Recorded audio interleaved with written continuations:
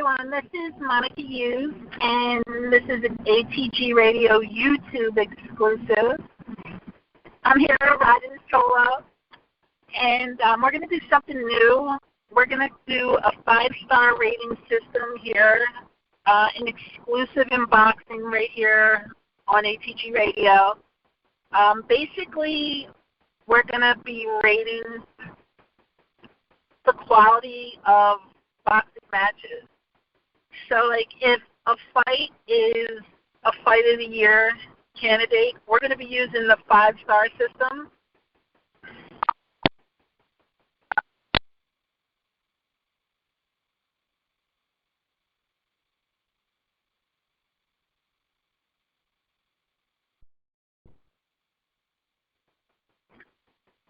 Hey, this is Monica Hughes with ATG Radio. Today we're going to try something new. This is a YouTube exclusive. We're going to do the ATG Radio boxing match rating system. So we're going to be using the 5-star rating system for this past weekend's fight. I'm riding solo on this, so what we're going to do is all the television fights, all the mainstream fights this weekend that were televised or championship fights, we're going to give a rating. And, you know, kind of basically if the fight was a snooze fest, it didn't lead up to the hype or anything like that, you know, obviously it's going to get low stars, 1 star, maybe a negative or whatnot. But if it's a Fight of the Year candidate, you're looking at 4.5, 5 stars. So if a fight gets a 5-star with our critique and criteria, you know, it's obviously going down as one of the better fights that have happened in boxing. So we're going to start out this past weekend. Top Rank had a card on ESPN, and opening up on the card was 2016 Olympic silver medalist for the United States, Shakur Stevenson. He fought potentially his toughest challenger to date, Juan Tapia from Texas, from Brownsville, Texas. And Shakur won the fight by unanimous decision. And, you know, I saw a lot of talent from Shakur Stevenson in this fight, and I was very impressed. You know, I think after a couple years, he's going to be one of boxing's, you know, top fighters, one of the main attractions. And in this fight with Juan Tapia, he showed his range, he showed his skill, showed excellent fundamentals. The only thing it seems like he lacks is power, but, you know, I think with experience, he's going to find, you know, his range and where to really deliver that power. And, you know, overall, I gave that fight 2 stars. It was a good fight. It went to the distance. Like I mentioned, Shakur won a unanimous decision, and he was impressive, you know. And I don't mean 2 stars as being negative, but it was a solid fight. It was a solid test, and I enjoyed seeing young Shakur Stevenson, the 20-year-old Shakur Stevenson, in action. The next fight, now I'm going to butcher his first name, but, you know, this is a battle of one of the top 10 welterweights. He's ranked in the top 10 in most of the sanctioning bodies, and it's Egidijius Kavaliauskas. He fought former WBA welterweight champion David Avenesyan, and Avenesyan has a victory over Hall of Famer, future Hall of Famer Sugar Shane Mosley. So this was definitely a good test for Kavaliauskas. My only thing is that neither guy really showed personality. You know, one fighter's Russian, one fighter's from Lithuania. You know, that was the only thing that lacked. I mean, it was a good fight. Both fighters were really, putting it on one another. But, you know, like I said, there was just that charisma and that personality missing. And one of the fights that I'm going to get to later on is going to kind of, you know, I may have given it a higher rating just because of the presentation of everything. But I give this fight 3 stars. It was a good fight. It ended with Kavaliauskas stopping Avenesyan.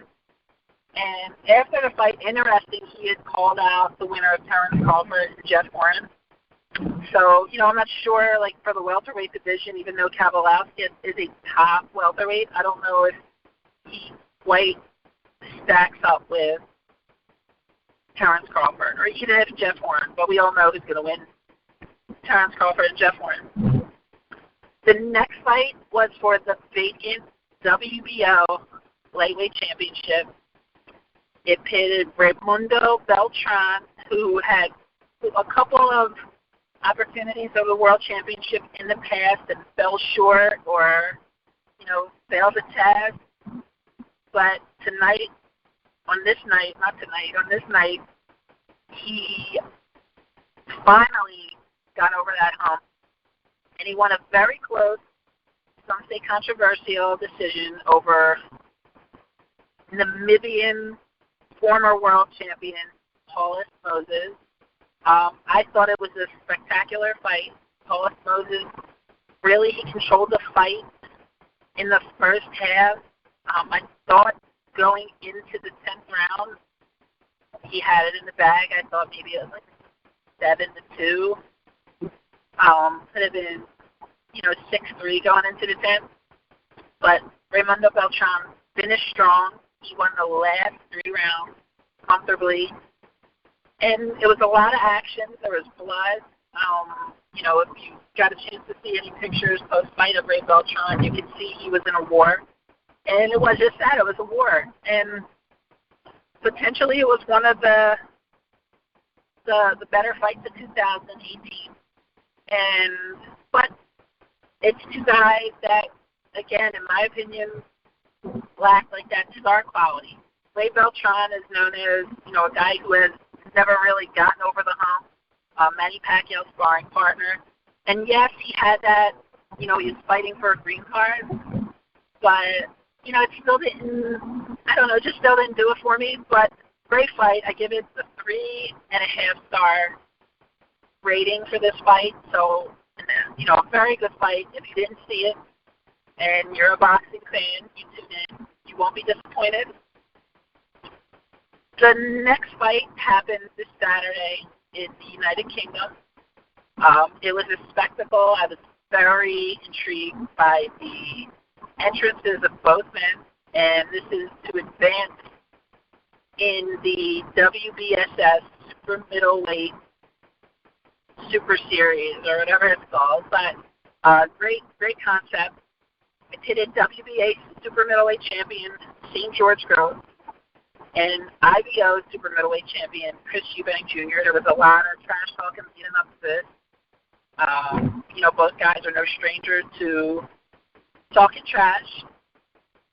And, like I said, coming out, there was a lot of excitement. The whole production in arena was amazing. It was one of the best spectacles I've seen, for boxing. I mean, the UK and Germany, they really do. They really put on a show. But the fight here, I thought the fight, in my opinion, was spectacular. George Grove, I thought won the fight very easily, very comfortably. But I still give Chris Eubank a ton of credit because he just kept coming in and going on and, just putting pressure on him.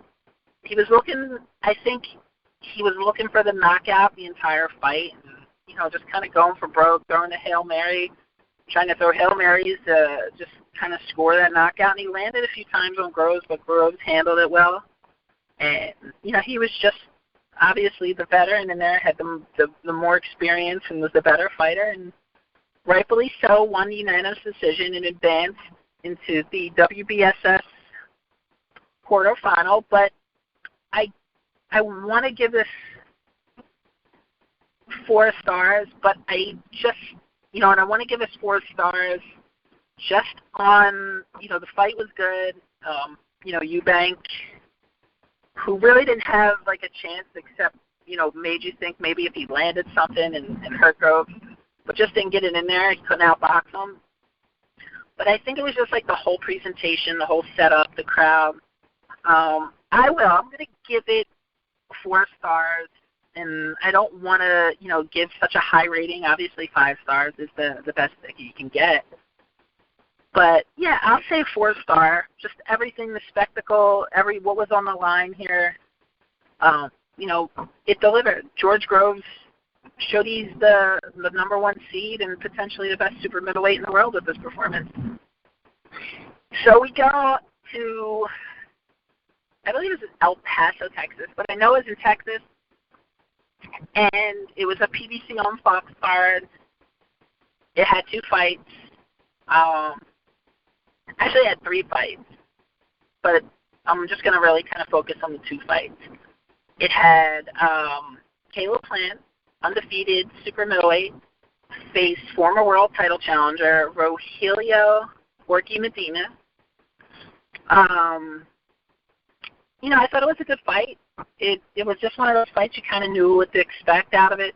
Caleb Plant is kind of a slick boxer, and he did just that. He controlled the fight really well with his jab, pulled out some combinations when needed, and, Porky Medina is known for being a pressure fighter, come forward, and he did just that. He just couldn't figure him out.